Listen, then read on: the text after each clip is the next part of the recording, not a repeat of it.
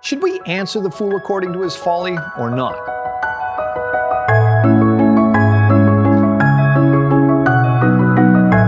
Hi, it's Calvin Smith here, and welcome to Creation Basics, where our goal is to make God's creation part of your everyday conversation. Now, today's question, should we answer the fool according to his folly or not? Well, today's question centers around Proverbs 26, 4 and 5, which says, answer not a fool according to his folly, lest you be like him yourself. But then, of course, it says in 5, answer a fool according to his folly, lest he be wise in his own eyes. Now, we're going to note that the apparent contradiction between these verses will vanish in their application, as we'll show. But anyway, let's break this down.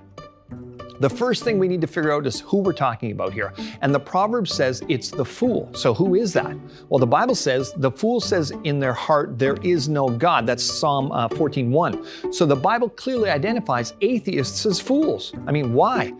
There's obviously atheists that have high IQ. I used to call myself one, and there's people way smarter than me that say they don't believe in God. So this foolishness that the psalmist mentions is obviously not pure cognitive ability. It's a mindset or a worldview that omits the idea of God, which can't lead to wise conclusions. So what's the fool's folly? Well, although this verse may be speaking about a variety of people being foolish, we know that atheists are definitely counted among them. So let's identify what the fool's folly is for atheists. Classical atheists declare there is no God. So they have to have a way of explaining their existence without a supernatural creator. And the only option for them then is some form of evolution, no matter what you call it: Darwinian evolution, neo-Darwinian evolution, chaos theory, punctuated equilibrium, etc.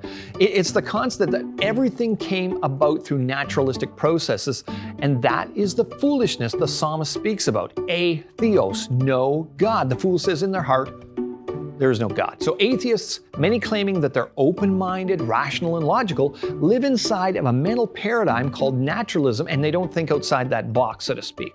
So all thinking atheists must believe in evolution. That's their main folly. So here's what not to do. Verse 4 says not to answer a fool according to his folly, or you will be like him. That means Christians shouldn't answer atheists by buying into their way of thinking, or else they will appear foolish themselves. I mean, the last thing an atheist needs to hear from a Christian is they affirm their foundational doctrine, evolution, is true. So declaring Genesis 1 to 11 is compatible with evolution, it's practically indefensible against an informed opponent because of the effects that this would have on the entire biblical narrative. By affirming evolution in long ages before humans appeared, Christians can't even explain the gospel rationally or give a ready answer to the number one philosophical question skeptics ask about Christianity, which is, if there's such a loving God, why is there so much death and suffering?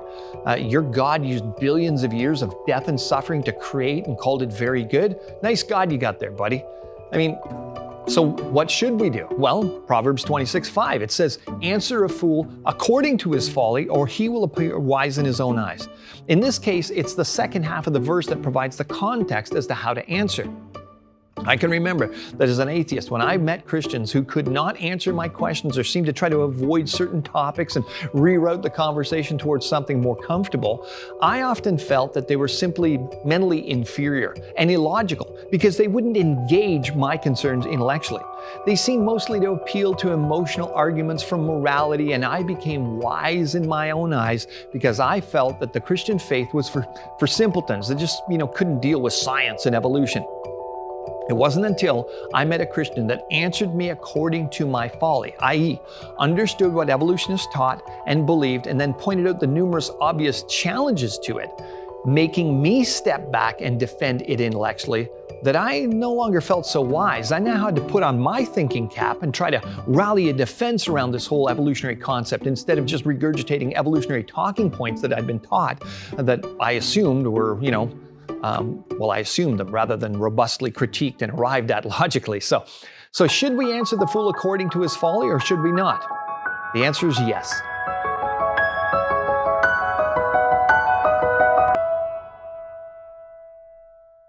Hey folks, Calvin here. I know you've heard it all before. Subscribe, hit the buttons, all that stuff. But here's the thing. Think of it as if you're donating to our Answers in Genesis Canada advertising campaign without having to spend a dime. With the algorithms set up the way they are, it's kind of like getting media platforms that are often quite unfriendly to Christian content to promote gospel outreach for free. Wise as serpents, gentle as doves. So subscribe to the channel, ring the bell, share the content, click the button. I know it's annoying, but it really helps.